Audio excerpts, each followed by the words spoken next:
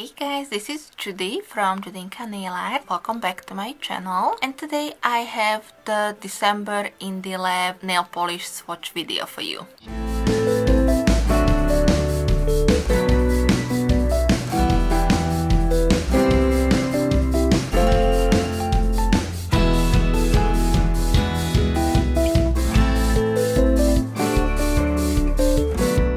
The organizers of the Indie Lab for the month of December sent me again all of the polishes from all the makers that are participating in this month's theme. Theme is weather report. I will link for you everything that I can in the description box. And this video will be the last one where I am showing you all the nail polishes that will be available, but I'm hoping to still bring you at least couple nail polishes each month to show you so that you know what to kind of expect from the Indie Lab. I really enjoy this kind of like polish pickup style online store where the makers create nail polishes based on the theme, and so far I think this is probably my most favorite out of the 3 months because the makers really did a great job with creating their polishes and colors, and I can't choose at all. I mean, every single one of these is really good, but you will see how they apply in the swatch portion,